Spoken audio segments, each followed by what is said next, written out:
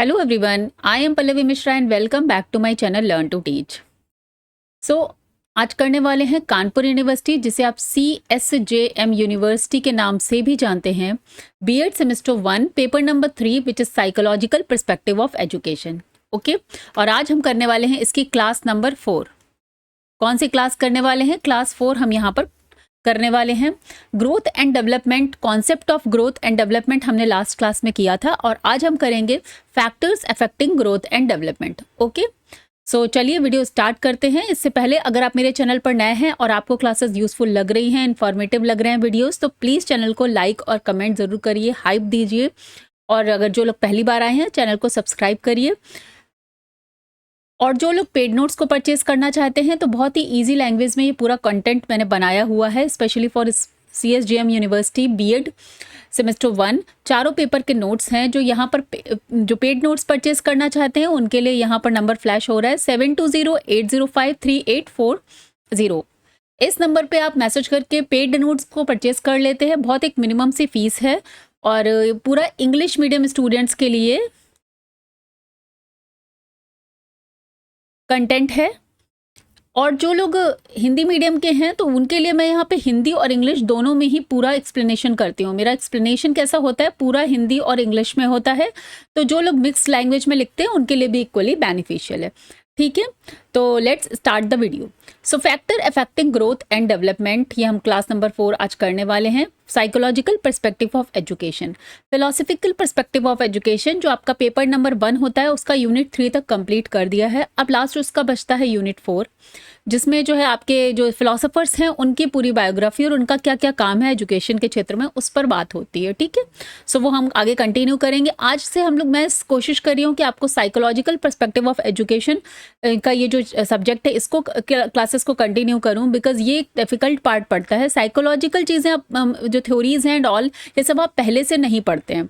ठीक है, तो ये एक नया सब्जेक्ट होता है। जिन्होंने स्पेशली अगर साइकोलॉजी में ग्रेजुएशन किया है, तो उनके लिए तो ये चीज़ें नई नहीं होंगी। लेकिन इसके अलावा जो लोग साइकोलॉजी को नहीं पढ़े हैं पहले, तो उनके लिए ये पूरा टॉपिक बिल्कुल नया होने वाला है। डिफरेंट टाइप ऑफ आपको इसमें थ्योरीज देखने को मिलेंगी। कॉग्निटिव डेवलपमेंट की थ्योरीज हैं, मॉरल डेवलपमेंट की थ्योरीज हैं। तो ये टॉपिक नया है, तो मैं पहले इसी सब्जेक्ट्स के टॉपिक्स को एक्सप्लेन करने वाली हूँ। ओके, सो चलिए स्टार्ट करते हैं। Growth and development. अब देखिए, हमने पढ़ा था ग्रोथ क्या होता है और डेवलपमेंट क्या होता है।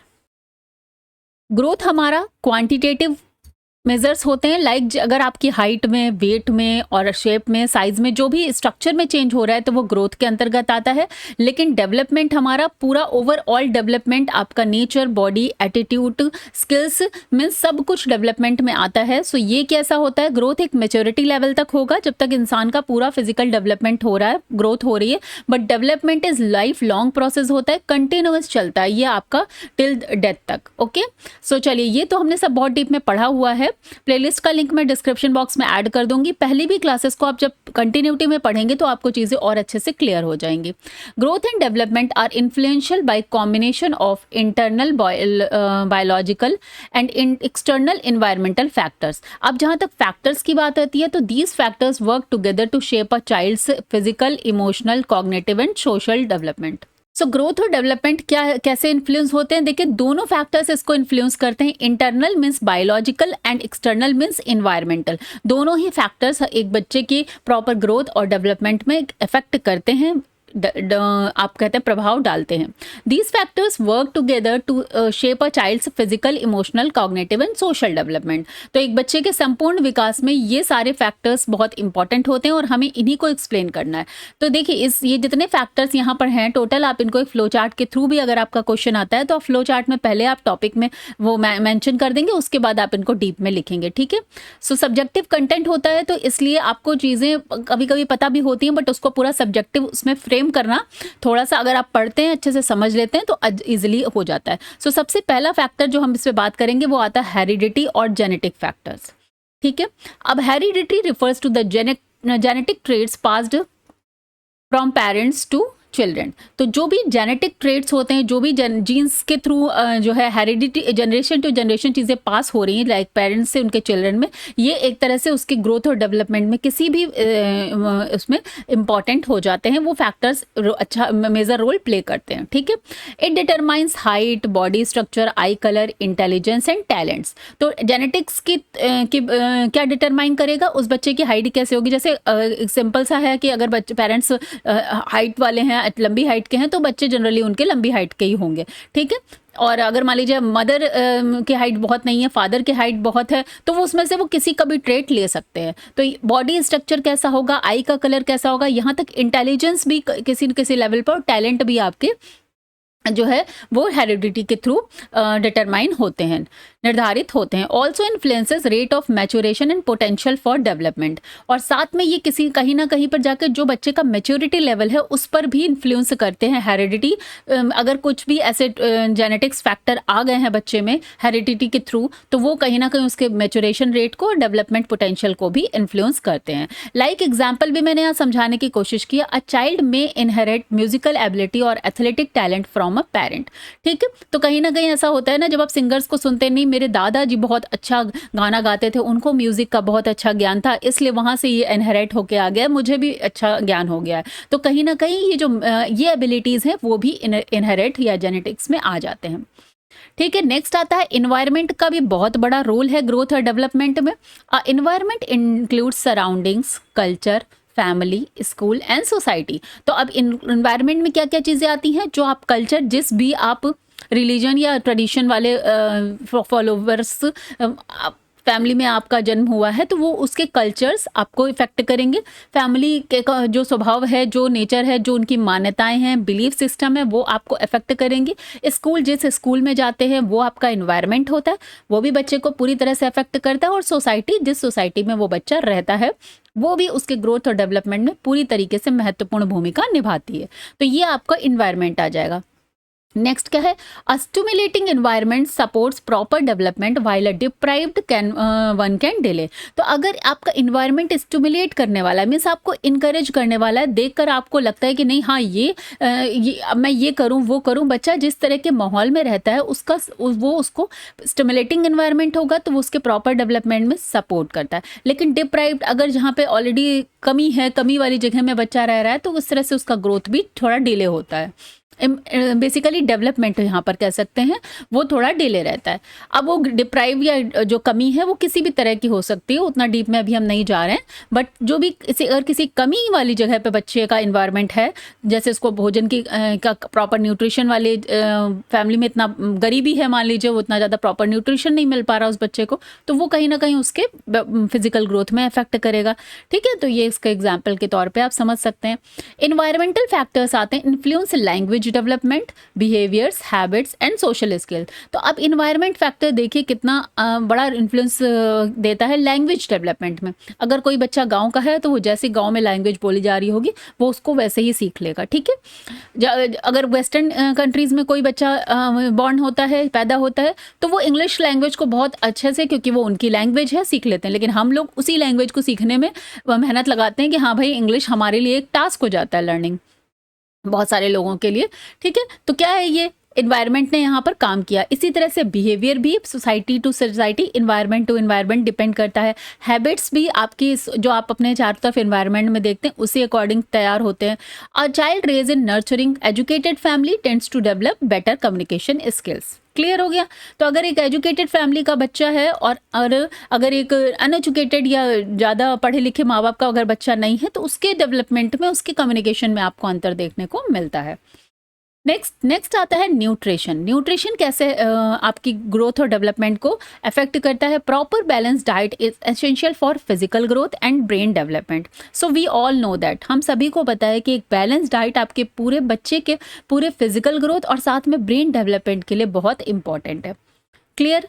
Mall nutrition can lead to stunt growth, poor concentration and delayed development. तो जैसे कुपोषण के शिकार जो बच्चे हो जाते हैं, बहुत ज़्यादा गरीबी की वजह से खाने का नहीं उतना साधन मौजूद है, ठीक है, तो वो कहीं ना कहीं उनकी ग्रोथ को आप देखेंगे कि उनकी ग्रोथ पे आपको असर देखने को मिला होता है। उनका कंसंट्रेशन उतना प्रॉपर नहीं होगा और डिले उनका डेवलपमेंट हो जाएगा। Like example, the lack of iron may cause fatigue effect school performance. तो कहीं कहीं ऐसा नहीं है कि मॉल न्यूट्रिशन का मतलब ये तो गरीब बच्चे की बात करें कि भाई उनको प्रॉपर खाना न्यूट्रिशन नहीं मिल रहा है, लेकिन अगर घर में नॉर्मल घरों में बच्चे बहुत ज़्यादा अच्छे से खाते ही नहीं हैं आजकल, जिनके पास बहुत खाना है उनके बच्चों के नखरे भी हैं कि वो खाते भी नहीं हैं उस खाने को, तो कहीं ना कहीं लैक ऑफ जो विटामिन की हो रही है, प्रोटीन की डिफिशियंसी हो रही है, तो उसकी वजह से अलग अलग उनको दिक्कतें आती हैं वहाँ पर।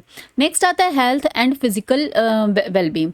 Chronic illness, injuries, disabilities can slow down both growth and development. अब यहाँ पर नेक्स्ट फैक्टर जो है वो हमारा हेल्थ और फिजिकल वेलबींग, जो आपकी ग्रोथ और डेवलपमेंट पर इफेक्ट डालता है बच्चे की।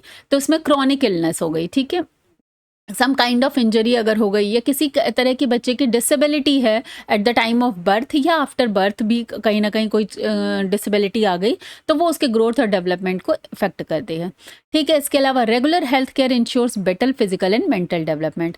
अच्छा, एग्जाम्पल के तौर पे देखेंगे, a child with frequent illness may miss schools and lag behind and academically. तो कुछ बच्चों के इम्यूनिटी सिस्टम वीक होते हैं, वो बहुत जल्दी जल्दी बीमार होते हैं, अक्सर ही उनको फीवर आ गया, वायरल आ गया, कोल्ड हो गया, ठीक है। तो इस केस में वो क्या करते हैं कि उनका वो स्कूल को मिस करेंगे, तो वो कहीं ना कहीं लर्निंग में पीछे रह जाएंगे।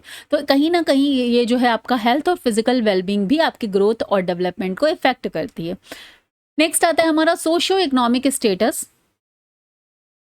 Children from financially stable families usually have better access to food, education and healthcare। ठीक है, इसमें कुछ भी ऐसा कठिन नहीं है।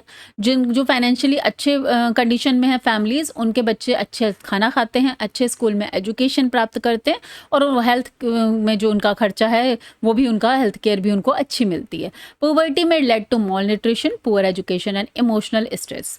तो मॉल न्यूट्रिशन हम सबको पता ही है, एजुकेशन भी उनकी अच्छी नहीं हो पाती जो अगर बच्चे कोई गरीबी में है, और साथ में उनका इमोशनल स्ट्रेस तो हो ही जाएगा, बिकॉज जब आपको हर चीज़ में कमी है तो या कहीं ना कहीं ये चीज़ भी आपकी ग्रोथ और डेवलपमेंट में इफेक्ट डालेगी। A child from a low income family may lack access to quality schooling. ठीक है, एग्जाम्पल के थ्रू भी इसे समझाया गया है। चलिए आगे बढ़ते हैं। पॉइंट नंबर 6 हम देखते हैं, education and learning opportunities. Education shapes intellectual, emotional and social development. Education और जो लर्निंग की अपॉर्चुनिटीज़ हैं वो भी आपकी ग्रोथ और डेवलपमेंट को इफेक्ट करती हैं। जैसे आपका एक बच्चा अगर पढ़ी लिखी फैमिली से है, उसको एजुकेशन अच्छी मिल रही है, तो उसका जो इंटेलेक्चुअल ग्रोथ है, उसका जो संज्ञानात्मक विकास है, जो आपका बुद्धि कहेंगे, टैलेंट कहेंगे, उसका और उसके इमोशनल डेवलपमेंट और सोशल डेवलपमेंट में उसका अच्छा असर पड़ेगा अगर उसको अच्छी एजुकेशन की अपॉर्चुनिटी मिलती है। Clear? Exposure to books, games, creative activities and peer interaction fosters development. तो अच्छे अच्छे बुक्स के साथ आपका एक्सपोजर है, अच्छी अच्छी एक्टिविटीज़ आप कर रहे हो, गेम अच्छे बच्चे खेल रहे हैं, पीयर के साथ जो ग्रुप है उनके साथ उनका इंटरेक्शन बढ़िया है, तो इस केस में उनका जो है डेवलपमेंट वो ज़्यादा जल्दी होगा, ज़्यादा अच्छे से होगा। A child with access to quality preschool tends to develop better language and cognitive skills। ठीक है, तो जैसे आजकल हमने देखा है कि शहरों में क्या होता है कि 2.5 साल का ही बच्चा हुआ तो उसको प्री स्कूल में डाल देते हैं। ठीक है, तो वो वहीं से अपना इंग्लिश के पोएम्स, ABCD, कलर्स को रिकॉग्नाइज करना, ये सब करना बच्चा स्टार्ट कर देता है खेल खेल में। लेकिन अगर आप किसी ऐसी जगह पे जाते हैं, गाँव में अक्सर 3, 4, 5 साल तक तो वो बच्चों को पढ़ाने के बारे में सोचते भी नहीं है।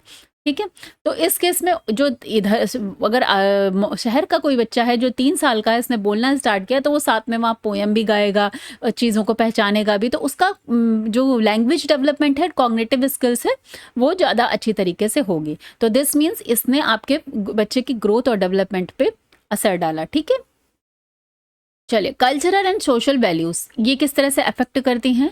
Cultural influences beliefs, customs and parenting style, language and gender roles. तो यहाँ पर कल्चर का भी इन्फ्लुएंस पड़ता है। जिस तरीके के कल्चर में बच्चा है तो वो उसी तरह के बिलीफ सिस्टम्स को एक्वायर करेगा, उसी तरह की चीज़ों को फॉलो करेगा। जैसी पेरेंटिंग स्टाइल से वो होके आया है तो वही पेरेंटिंग स्टाइल वो आगे चल के बच्चे में आपको दिखने को मिलेगा कि बच्चे कैसे रिस्पॉन्स करते हैं। ठीक है, पेरेंट्स जैसा बिहेव करेंगे, जिस तरीके के एटमॉस्फेयर में वो बच्चा बड़ा होगा। It affects how children perceive themselves and the world. और ये किस तरीके से, जो ये सारी चीज़ों से बच्चा सीखता है तो वो उसी के थ्रू आगे जाके अपना जो उसका अपना इन्वायरमेंट होता है वर्ल्ड में आके उसी तरह से वो चीज़ें परसीव करेगा, आगे बिहेव करेगा।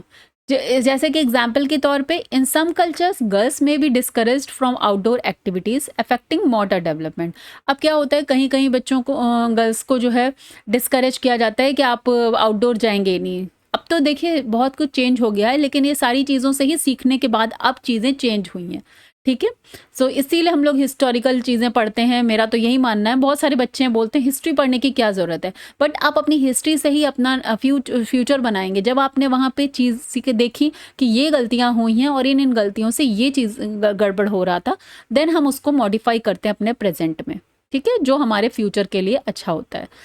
तो यहाँ पर ये समझ में आया। नेक्स्ट आता है इमोशनल फैक्टर। इमोशनल फैक्टर भी बहुत इंपॉर्टेंट है फॉर डेवलपमेंट।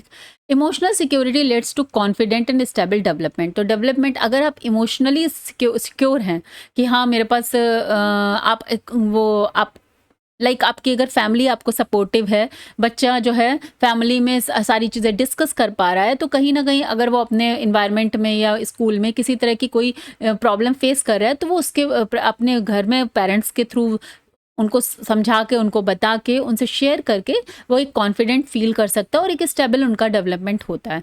ठीक है, इनसिक्योरिटी, फियर और trauma can result in emotional and behavioural problem. तो अगर किसी तरह की कोई इनसिक्योरिटी है, बच्चा किसी डर में है, किसी ट्रॉमा में है, तो वो उसकी फिर बिहेवियरल इश्यूज वहाँ पर आपको देखने को मिलेंगे। एग्जाम्पल के तौर पर अ child from a broken family में सफ़र फ्रॉम एग्जाइटी और विदड्रॉल।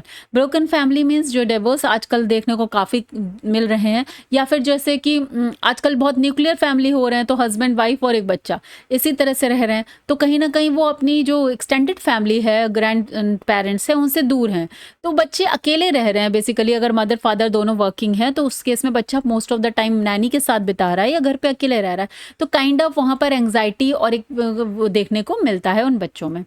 ठीक है, अगर पेरेंट्स को टाइम नहीं मिल रहा है उनके साथ अच्छे से स्पेंड करने के लिए। हार्मोन्स इंपॉर्टेंट रोल अगेन होते हैं। Hormones regulate growth and like growth hormone, thyroid hormone and influence puberty. तो ग्रोथ हार्मोन्स तो बहुत इंपॉर्टेंट होते हैं। हमें सबको पता है कि हार्मोनल चेंजेस के बाद बच्चे में मैच्योरिटी लेवल तक बहुत सारे चेंजेस आते हैं और वो ग्रोथ उसकी उसी के अकॉर्डिंग होती है। अब कहीं ना कहीं अगर कोई भी हार्मोन अच्छे से वर्क नहीं कर रहा है, दिस मीन्स आपका जो पूरा फिजिकल ग्रोथ है उस पर उसका असर पड़ता है। Hormonal imbalance can lead too early और डिलेड डेवलपमेंट। एग्जाम्पल के तौर पे डिफिशियंसी ऑफ ग्रोथ हार्मोन में रिजल्ट इन डॉर्फिज्म। तो अगर ग्रोथ हार्मोन में कहीं आपकी कमी रह गई है, तो फिर बच्चे की हाइट नहीं बढ़ेगी, वो मौना हो सकता है। ठीक है, तो इस तरीके की कई चीज़ें हम को देखने को मिलती हैं। तो हार्मोन भी कहीं ना कहीं आपकी ग्रोथ में इफेक्ट डालता है। नेक्स्ट आता है peer group and social interaction. Peer group का भी बहुत बड़ा रोल पड़ता है बच्चों पे। आपको इन्फ्लुएंस देखने को मिलता है कि फ्रेंड्स पर वो कितना ज़्यादा फ्रेंड्स से प्रभावित होते हैं। Language skills, cooperation, empathy and competition. तो जिस तरह का उनका माहौल मिलेगा, अगर बहुत बच्चों फ्रेंड्स में आपस में कंपटीशन है, तो वो एक कॉम्पिटिटिव उनका रहेगा रिलेशनशिप अपने फ्रेंड्स के साथ में। या आप कोऑपरेशन है, शेयरिंग की भावना, तो वो रखेंगे। एम्पैथी, तो ये सारी चीज़ें भी कहीं ना कहीं उन बच्चों पर असर डालती हैं उनके डेवलपमेंट पे। Lack of social interaction may lead to shyness, low confidence and poor communication skill. अगर बच्चा बहुत ज़्यादा सोशली इंटरेक्टिव नहीं है, इंटरेक्शन नहीं कर पाता है, दिस मीन्स वो कहीं ना कहीं शाई हो रहा है, कॉन्फिडेंस भी उसका लो है, और जो कम्युनिकेशन स्किल्स हैं वो भी उसकी इम्पैक्ट होती हैं। क्लियर। नेक्स्ट देखते हैं parental care and family relationships. तो parents attention, affection, discipline play a vital role in shaping a behaviour and personality. Understood, ये अभी हमने डिस्कस किया था। A healthy family environment boost self esteem and emotional stability. ठीक है, ये चीज़ already discuss कर दी है। नेक्स्ट आता है last point is gender. Boys and girls may have different growth rates and emotional needs. ठीक है, society attitude towards gender can also affect development. तो बॉयज़ एंड गर्ल्स दोनों का डिफरेंट रेट अलग हो सकता है और होता है, और इमोशनल नीड भी अलग होता है। जैसे बोलते हैं ना कि लड़कियां जल्दी मैच्योर हो जाती हैं, तो वो जेंडर के पर भी बॉयज़ और गर्ल्स का जो ग्रोथ है, डेवलपमेंट है, वो डिपेंड करता है। लिटिल बिट इम्पैक्ट वहाँ भी देखने को मिलता है। और सोसाइटी का एटीट्यूड, जहाँ पर गर्ल्स को अगर कम महत्व दिया जाएगा तो ऑब्वियसली उनका डेवलपमेंट उस रेट से नहीं होगा जिस रेट से बॉयज़ का होता है, तो वो भी एक तरह से इम्पैक्ट डालता है। अब इसी पे आप अपने आंसर को कंक्लूड कैसे करेंगे? कंक्लूजन, सिंस मैंने आपको बताया हुआ है पहले भी और आगे भी जब कॉपी लिखने को बताऊंगी कि शॉर्ट आंसर्स आपको कम से कम 1 से 2 पेज, 1.5 से 2 पेज में लिखने होते हैं और लॉन्ग आंसर्स को 4 से 5 पेज पे लिखना होता है। तो ये कंटेंट पूरा मेरा उसी के अकॉर्डिंग है। अगर आपको शॉर्ट क्वेश्चन आता है या लॉन्ग क्वेश्चन आता है तो आप अपने अकॉर्डिंग उसको लिख सकते हैं, ठीक है। A child's growth and development are shaped by multiple interacting factors. While heredity sets the potential, environment and experiences decide how that potential is realized. ठीक है, तो बहुत सारे इसमें फैक्टर्स होते हैं। A teacher must understand these factor to support and guide each learner effectively. और as a teacher आपका रोल क्या हो जाता है कि आप हर बच्चे को एक ही तराजू में नहीं तौल सकते, आपको ये चीज़ें समझनी पड़ेंगी कि दीज आर द फैक्टर्स, और उसके लिए उनको सपोर्ट भी करना पड़ेगा और उसी के अकॉर्डिंग उनको गाइड करना पड़ेगा, ठीक है। तो ये ग्रोथ एंड डेवलपमेंट का पूरा टॉपिक हमने कंप्लीट कर लिया है। लास्ट वीडियो से स्टार्ट हुआ था, ग्रोथ क्या है, डेवलपमेंट क्या है। प्रीवियस ईयर के जो क्वेश्चन पेपर्स मैंने प्रोवाइड कराए हैं, जिन्होंने नोट्स परचेस किए हैं वो इसमें चेक भी करते हैं, इस पे कोशिश कर सकते हैं, क्वेश्चंस आया हुआ है, ठीक है। अब आपका नेक्स्ट टॉपिक, इंपॉर्टेंट टॉपिक है इंडिविजुअल डिफरेंसेस। इंडिविजुअल डिफरेंस को अगर एक लाइन में हम डिफाइन करेंगे तो वो क्या हो जाता है हमारा कि हर कोई अपना अपना अलग है, हर एक पर्टिकुलर एक व्यक्ति दूसरे व्यक्ति से डिफरेंट होता है। इंडिविजुअल डिफरेंस में आप ये समझ सकते हैं, ठीक है। But now you have to write the पूरा सब्जेक्टिव कंटेंट, ठीक है। आपको पूरा तो सब्जेक्टिव आंसर लिखना है, तो उसमें इस पूरी चीज को आप कैसे एक्सप्लेन करेंगे अब हम ये पढ़ेंगे, ठीक है। तो इंडिविजुअल डिफरेंस आपका नेक्स्ट टॉपिक है, concept, nature, types and educational implications. चलिए पढ़ते हैं कैसे आपको अपना क्वेश्चन लिखना है। Concept of individual differences. Individual difference refer to the distinct characteristics and variations found among the individual in their physical, mental, emotional and social attributes. Clear कि हर एक इंडिविजुअल, एक इंसान दूसरे इंसान से कैरेक्टरिस्टिक्स में भी अलग होता है और बहुत तरह तरह की वेरिएशंस में वही कैरेक्टरिस्टिक। अब वो वेरिएशन कैसे फाउंड आउट होंगे? फिजिकली अलग होगा, मेंटल लेवल अलग होगा, इमोशनल लेवल अलग होगा और सोशल एट्रीब्यूट्स, सोशली भी वो किस तरह का है वो भी अलग अलग होंगे। तो ये सारे जो गुणों से हर आदमी दूसरे आदमी से, व्यक्ति दूसरे से, पर्सन दूसरे पर्सन से डिफरेंट होता है। इसी को हम लोग बोलते हैं इंडिविजुअल डिफरेंस। और इसके बारे में हमें क्यों पढ़ना ज़रूरी है? क्योंकि जब आप टीचर, एज ए टीचर आप क्लासरूम में एंटर करते हैं तो आपको सारे बच्चों से इंटरेक्ट करना है और वो सभी बच्चे अलग अलग हैं, ये आपको अपने दिमाग में रखनी है कि ये आपको इंडिविजुअल डिफरेंस का कॉन्सेप्ट दिमाग में रखना है। और इस कॉन्सेप्ट पर सीटेट पे भी खूब अच्छे से क्वेश्चन आते हैं।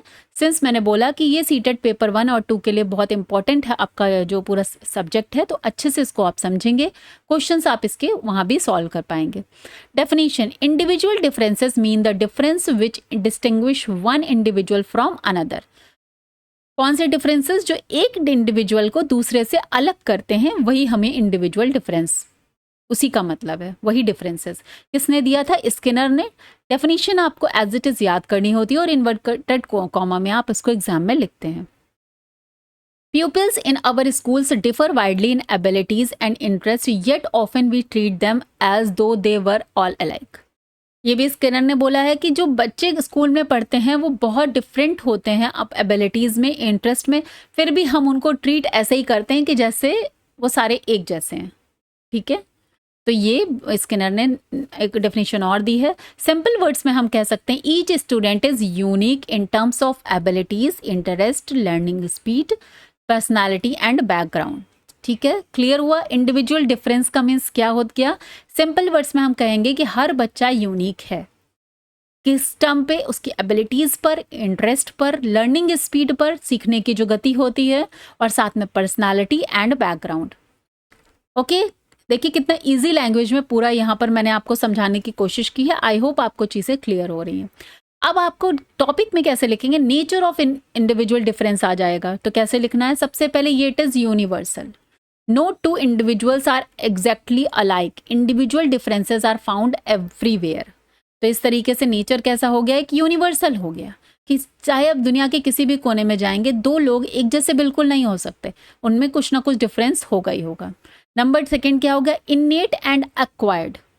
Some differences are hereditary like intelligence while others are shaped by environment like values and language।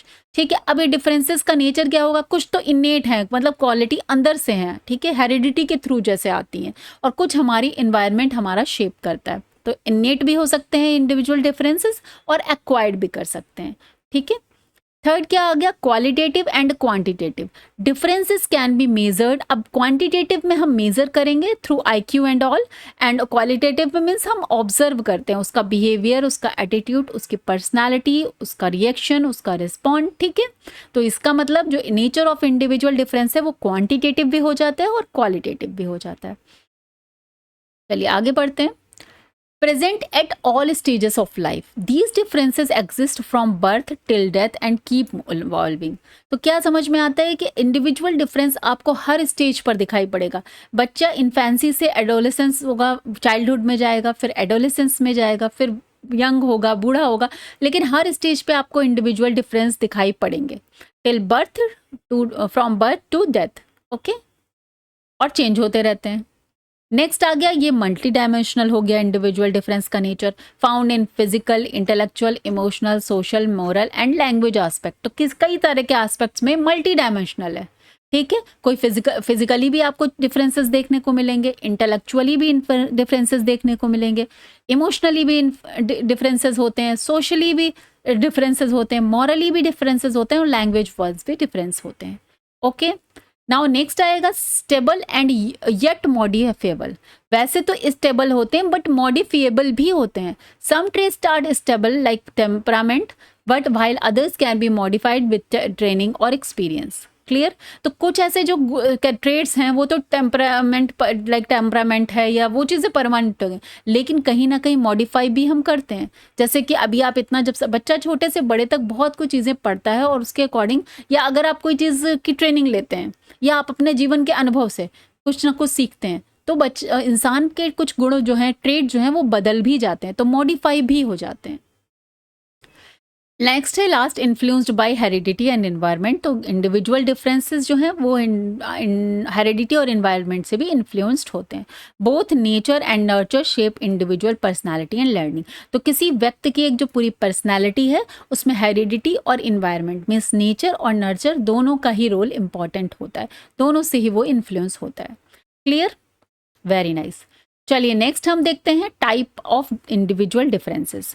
तो ये क्वेश्चन भी आया हुआ है, मैंने यहाँ पर लिखा है मेक फ्लो चार्ट, मीन्स इसको आप एक फ्लो चार्ट में लाइक सर्कल अगर आप बना सकते हैं, अच्छा सा सर्कल बनाया, यहाँ पर बीच में पूरा हेडिंग डाली इंडिविजुअल डिफरेंसेस, और ऐसे करके आप ऐसे करके सारे यहाँ पर लिख सकते हैं, ठीक है, इस तरीके से। तो फ्लो चार्ट वगैरह एग्जाम में बनाना इंपॉर्टेंट होता है, उससे एग्जामिनर पे अच्छा इंप्रेशन पड़ता है और वो अच्छे नंबर देते हैं, क्योंकि ये सब्जेक्टिव पेपर है, ठीक है। तो अगर आपकी कॉपी का इंप्रेशन अच्छा पड़ेगा तब तो एग्जामिनर अच्छे मार्क्स देगा, लेकिन अगर आपका कॉपी का इंप्रेशन नहीं पड़ा अच्छा, तो वो एक जो है आपको क्या कहते हैं एवरेज मार्किंग करके चले जाएंगे, ठीक है। तो ये इस बात का ध्यान रखना है। चलिए अब देखते हैं टाइप्स में। फिजिकल डिफरेंस, अब इंडिविजुअल डिफरेंस कितने तरीके के होंगे। Physical difference, height, weight, health, strength and appearance. Clear, physically जो चीज़ें हमें दिख रही हैं, कुछ भी इसमें ऐसा डिफिकल्ट नहीं है। इंटेलेक्चुअल डिफरेंस, IQ लेवल पर कोई बच्चा गिफ्टेड होगा, कोई एवरेज होगा, कोई स्लो लर्नर होगा। इमोशनल डिफरेंस, कोई बच्चा differences in managing feelings like anger, fear, Joy, कुछ हंसमुख है, छोटी छोटी चीज़ों पर गुस्सा नहीं होता, कोई इसी को छोटी छोटी चीज़ों पर गुस्सा आता है, कोई बात बात पर रोने लगता है, ठीक है। तो इमोशनल डिफरेंसेस भी होते हैं। Social difference like introvert versus extrovert, leadership qualities और कॉपरेशन। तो देखा, कोई बच्चा बहुत ज़्यादा एक दूसरे से कॉपरेटिव चलता है, थोड़ा सा एडजस्ट कर लेता है, कोई बहुत इंट्रोवर्ट है, कोई बहुत एक्सट्रोवर्ट है, किसी में लीडरशिप क्वालिटीज़ बहुत ज़्यादा हैं। तो ये क्या है, ये सोशल इंटरेक्शन की बात है। तो इस तरह से बच्चे डिफरेंट होते हैं। नेक्स्ट आता है moral difference, sense of right and wrong और वैल्यू सिस्टम। तो मॉरल डिफरेंस का मतलब है कि sense of right and wrong, हो सकता है किसी चीज़ को, किसी व्यक्ति को एक चीज़ सही लगे लेकिन वो दूसरे चीज़ को व्यक्ति को गलत लगे, ठीक है। तो अगर अपना सही गलत का समझने का तरीका अलग है तो वो मॉरल डिफरेंस में आ गया। Personality difference, habits, attitudes, behaviour and temperament. तो ये आता है आपका पर्सनालिटी में, आके हर की अलग अलग हैबिट्स होती हैं, अलग अलग एटीट्यूड होता है, बिहेवियर होता है, अलग अलग टेम्परामेंट होता है। ठीक है। नेक्स्ट आ गया learning style differences, visual, auditory, kinesthetic learner. तो देखिए लर्निंग स्टाइल्स, जैसे कोई देखकर बहुत जल्दी सीखता है तो कोई सुन के बहुत जल्दी सीखता है, कोई देखकर सुन के तो सीख रहा है, कोई है क्या काइनेस्थेटिक, एक्टिविटी करके बच्चे बहुत जल्दी सीखते हैं। तो वो depend on the person to person. Again ये काइंड ऑफ इंडिविजुअल डिफरेंस में आ गया। Language and communication differences in speaking, comprehension and vocab. तो ये तो सभी को पता है, हमारे देश में ही इतनी तरह की लैंग्वेजेस हैं, तो जो कॉम्प्रिहेंशन है और जो वोकैब है वो चेंज होती ही होती है। इसके अलावा cultural and socio economic differences based on family background, religion, financial status and custom. Clear. तो इस तरीके से आप अपना टाइप्स ऑफ डिफरेंसेस को एग्जाम में लिखेंगे। नेक्स्ट क्वेश्चन है, टॉपिक है individual difference in the classroom situation. ठीक है, तो चलिए इसको भी ध्यान से देखते हैं। Classroom are full of diverse learners, these difference impact how student अब ये देखिए, हम सबको पता है कि अगर क्लास में 30-40 बच्चे हैं तो हर बच्चा एक जैसा तो होगा ही नहीं, इतने सारे तो हमने डिफरेंसेस पढ़ लिए हैं। तो this is a full of diverse learner. अब इसमें आपको कैसे इम्पैक्ट करेंगे, जैसे understanding concept, respond to teaching methods, participate in activities, interact with peer and teachers. Clear. कुछ बच्चे बहुत अच्छे से जल्दी कॉन्सेप्ट समझ लेते हैं, कुछ को बहुत टाइम लगता है। किसी को टीचिंग मेथड जो इस तरह से आप पढ़ा रहे हैं उसमें ही उनको समझ में आ रहा है, किसी को आपका वो टीचिंग मेथड नहीं समझ में आ रहा है। कोई बच्चा हर एक्टिविटी में पार्टिसिपेट कर रहा है, कोई किसी में नहीं कर रहा है, कोई सिंगिंग में कर रहा है तो कोई डांसिंग में, कोई चेस में तो कोई फुटबॉल में। ठीक है। इंटरेक्शन, कोई बच्चे का सभी पूरा क्लास दोस्त है, कोई ग्रुप में चल रहा है, कोई बात ही नहीं कर रहा है। तो ये सारी आपको वहाँ पर डाइवर्सिफिकेशन या डिफरेंसेस बच्चों के बीच में देखने को मिलेंगे।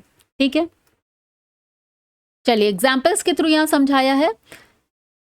Examples in the classroom, intelligence, gifted student grasp quickly, other में नीड रेपिटेशन। क्लियर। जो गिफ्टेड हैं वो जल्दी सीख जाएंगे, एवरेज वाले एक दो बार में सीखेंगे, स्लो लर्नर्स काफ़ी बार रिपीटेशन पे सीखेंगे। Language, some student speak fluently, other may struggle with comprehension. कुछ बच्चे तो बहुत जल्दी कैच करते हैं, कुछ लोगों को टाइम लगता है चीज़ें समझने में, कॉम्प्रिहेंड करने में। Interest, some enjoy math, some prefer drawing और स्टोरीज। ठीक है, ये भी हमने अब समझा। Learning speed, fast learner finish task early, slow learners need more time. Okay. Discipline, some student were well behaved, others are restless और डिस्ट्रप्टिव। कुछ बच्चे तो क्लास में बड़ा हंगामा करते हैं, कुछ बड़े शांत होते हैं। ठीक है। Family background affects vocab, confidence and exposure to learning. तो बच्चे अलग अलग बैकग्राउंड से आते हैं और कभी कभी उनके आप बिहेवियर को देख के बोलते हैं ना घर में ऐसा ही होता होगा, तो फैमिली बैकग्राउंड इज इम्पॉर्टेंट, वो अफेक्ट करता है। नेक्स्ट आ गया educational implications, means role of teacher, how should teacher deal with individual differences. ठीक है, तो अब आप एज ए टीचर इन डिफरेंसेस से कैसे डील करेंगे, ये क्वेश्चन एक आया हुआ है, तो चलिए इसको भी समझते हैं।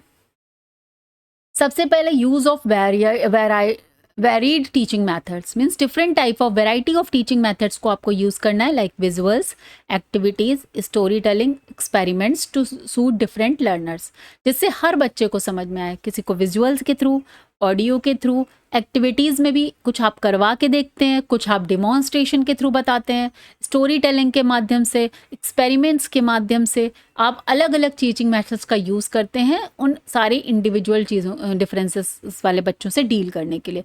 जैसे अगर आपने कोई चीज़ बताई तो जो गिफ्टेड होगा वो बहुत जल्दी ग्रैस्प कर, यस मैम मैं समझ गया, यस सर मैं समझ गया। बट कुछ बच्चे आपको क्वेश्चन मार्क दिखाई पड़ेंगे क्योंकि उनको समझ में नहीं आया, देन आप उनको कुछ विजुअल्स दिखाइए, कुछ स्टोरी समझाइए, तो वो डिफरेंट आपको याद करना समझना पड़ता है। ठीक है। नेक्स्ट क्या है, डिफरेंशिएटेड इंस्ट्रक्शन। ये जो वर्ड है ये बड़ा पूछा जाता है सीटेट में, कि अगर कोई बच्चा इंडिविजुअल क्लासरूम में है, अगर इंडिविजुअल डिफरेंस वाले आप क्लासरूम में हैं, तो ये डिफरेंशिएटेड इंस्ट्रक्शंस आपको यहाँ पर ये एक ऑप्शन में होता है कि आप इस मेथड का यूज़ करेंगे। Teach the same topic at different levels based on students ability. ठीक है, कि सेम टॉपिक को आप डिफरेंट लेवल पे समझाएंगे बच्चे की एबिलिटी के अकॉर्डिंग, उसको बोलते हैं डिफरेंशिएटेड इंस्ट्रक्शंस। ठीक है। Remedial and enrichment support, extra help for slow learner, ये भी आता है इनरिचमेंट वर्ड, कि अगर बच्चा क्लास में बहुत गिफ्टेड है तो आप उस बच्चे को इनरिचमेंट सपोर्ट देना पड़ता है। ठीक है, उसको एक्स्ट्रा थोड़ा सा एडवांस टास्क देना पड़ता है। और जो स्लो लर्नर है उनके लिए रेमेडियल टीचिंग करनी पड़ती है। रेमेडियल टीचिंग का मतलब होता है कि अगर स्लो लर्नर है तो उनको एक्स्ट्रा क्लास दीजिए, एक्स्ट्रा हेल्प प्रोवाइड करिए। Advance task are for gifted learners, ठीक है। Encourage peer learning, group activities where stronger student help others, और ग्रुप में बच्चा सीखता है तो बहुत जल्दी सीखता है। ये पेडागोजी की भी एक तरह से टर्मोलॉजी है, ठीक है। ये टॉपिक आपको सीटेट में हेल्प करने वाला है। इसके अलावा maintain individual records, track progress and challenges of each student. तो अब आजकल एक एक बच्चे का रिकॉर्ड बनाया ही जाता है। आप स्कूल में जो एक पूरी डायरी मेंटेन होती है और हर एक बच्चे के बारे में उसमें टीचर्स लिखते हैं और फिर पेरेंट्स पीटीएम में जाते हैं तो उस पर साइन करते हैं उनके जो भी उनका व्यू है इसके अकॉर्डिंग। तो this means maintain individual record. Provide emotional and moral support, understand students background and offer counselling if needed. और बच्चे का बैकग्राउंड आपको समझना है और अगर उसको काउंसलिंग की ज़रूरत है, मॉरल सपोर्ट की ज़रूरत है तो वो आपको एज ए टीचर प्रोवाइड करानी है। क्रिएट इंक्लूसिव क्लासरूम, इंक्लूसिवनेस का बहुत ज़रा इस समय हमारी जो जोर है, समझिए इंक्लूसिव एजुकेशन एक पूरा पेपर ही है, इसीलिए क्योंकि इंक्लूसिवनेस पर हमारी जो एजुकेशन है उसमें बहुत बल दिया जाता है कि सभी बच्चों को इंक्लूड करना है। अगर कोई, क्योंकि डिफरेंसेस तो होंगे ही बट आपको सबको इंक्लूड करके पढ़ाना है। Respect diversity, ensure equal opportunity for every student, okay. हर बच्चों को आपको इक्वल अपॉर्चुनिटी प्रोवाइड करानी है। अवॉइड कंपैरिजन, हमें हर बच्चे का एक दूसरे से कंपेयर नहीं करना है। Encourage self improvement in instead of comparing others, सब बच्चे को खुद में कितना बेटर होना है इस पे आपको ध्यान देना, ना कि उसको दूसरे से कंपेयर करके उसको मोटिवेट करना। नहीं, अगर बच्चे ने पहले से इस बार नंबर अच्छे लाया तो you have to encourage her, praise him और हर कि हाँ तुमने इस बार और अच्छा किया, किसी दूसरे से कंपेयर नहीं करना है। Use of continuous and comprehensive evaluation, जो CCE हमारा आ चुका है एजुकेशन में, स्पेशली बताया गया है कि आपको कंटिन्यूस एंड कॉम्प्रिहेंसिव एवेल्युएशन करना है। Assess not only academics but also skills, interest and behaviour. तो जो बच्चों से तरह तरह की पूरे ईयर में एक्टिविटी कराई जाती हैं तो वो उनके कंटिन्यूस इवैल्यूएशन पर आता है। सिर्फ लास्ट में एग्जाम दिया और नंबर अच्छे आ गए, आप बहुत अच्छे हैं, आप बहुत खराब, ऐसा नहीं बनाना है, ठीक है। तो आई होप कि आपको ये इंडिविजुअल डिफरेंस और ग्रोथ एंड डेवलपमेंट का टॉपिक क्लियर हो गया है। बहुत इंपॉर्टेंट है, इसको आप जरूर पढ़िएगा, आगे आने वाले एग्जाम्स में भी आपको इससे हेल्प मिलेगी। चलिए मिलते हैं नेक्स्ट क्लास में, और नेक्स्ट क्लास का हमारा टॉपिक क्या होने वाला है, ये भी बड़ा इंपॉर्टेंट टॉपिक है, इन्फेंसी, चाइल्डहुड एंड एडोलेसेंस, ठीक है। So see you in the next class. अगर आपको वीडियो यूजफुल लगता है, इन्फॉर्मेटिव लगता है तो प्लीज़ चैनल को लाइक शेयर सब्सक्राइब और ज़रूर किया करिए और हाइप भी ज़रूर दीजिए। Thank you so much.